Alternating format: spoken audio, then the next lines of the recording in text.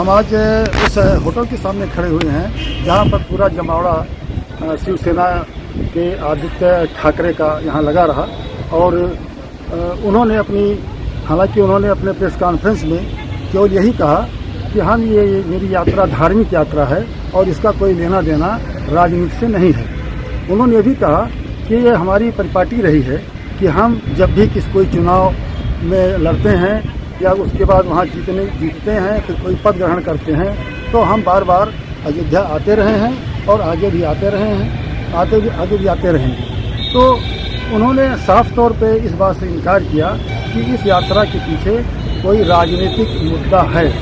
लेकिन जो बात समझ में आई है या जो उनके सांसद संजय राउत से मेरी बातचीत हुई, उसमें उन्होंने साफ कहा कि अयोध्या से हम एक तरीके से अपनी पार्टी को और आगे बड़ा करने की कोशिश में हैं और उत्तर प्रदेश में अब शिवसेना को एक मजबूत संगठन के रूप में हम बनाना चाहते हैं कि मजबूत संगठन बने जो आगे के समय में राजनीति में एक अच्छी दखल रखे। और फ्रीक्वेंट यात्राएं शिवसेना के नेताओं की यूपी में होगी और उसकी शुरुआत अयोध्या से शुरू हो गई। जहां तक इनके इस दौरे का सवाल है, पूरा एक तरीके से तैयारी है और करीब 1200 इनकी होर्डिंग जगह जगह लगी हुई है। देखिए चारों तरफ पूरे इस होटल में होर्डिंग दिखाई पड़ रही है।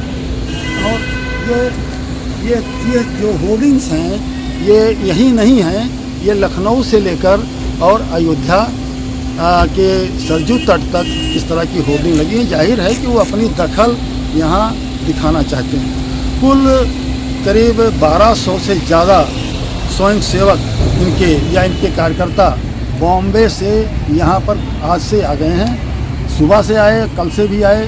संजय राउत जी यहाँ पर 3 दिन से रुक के पूरी व्यवस्था को मैनेज किया उन्होंने। तो जाहिर है कि एक मजबूत शो उन्होंने राजनीतिक शो को दिखाया है धार्मिक शो के रूप में। हम कुछ चीज़ें और बताना चाहेंगे कि अयोध्या में शिवसेना क्यों आई है, इसके पीछे एक कहानी और है कि जो बॉम्बे में या महाराष्ट्र में जो चुनाव के दौरान इनका एनसीपी से और कांग्रेस से जो सेकुलर पार्टी के रूप में समझौता होके जो ये वहाँ पर सरकार चल रही है, उससे इनके हिंदुत्व का जो पैनापन था उस पर असर पड़ा है, वो डिमिनिश हुआ है।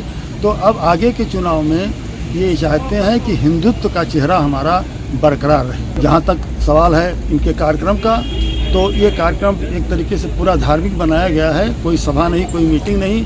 वो आए हैं, यहाँ के बाद रामलला का दर्शन करेंगे, रामलला का हनुमानगढ़ी का दर्शन करेंगे, उसके बाद लक्ष्मण किला मंदिर जाएंगे और सबसे पहले इन्होंने इस्कॉन मंदिर में दर्शन किया। इस्कॉन मंदिर वह मंदिर है जो बॉम्बे में बाला साहब ठाकरे ने जिसको जहाँ जाते थे और जिसको उन्होंने महत्व दिया था, अब उसी पीढ़ी का एक छोटा मंदिर यहाँ पर इस्कॉन का बना है। तो उन्होंने सबसे ज़्यादा प्रायोरिटी दी इस्कॉन मंदिर में जाकर दर्शन करने की। पूरा मसला जो है ये धार्मिक के साथ साथ राजनीति से जुड़ा दिखता है और ये आगे भी जारी रहेगा उत्तर प्रदेश में, ऐसा शिवसेना के सांसद संजय राउत का कहना है। मैं बी एन दास, अयोध्या से नवभारत टाइम्स के लिए।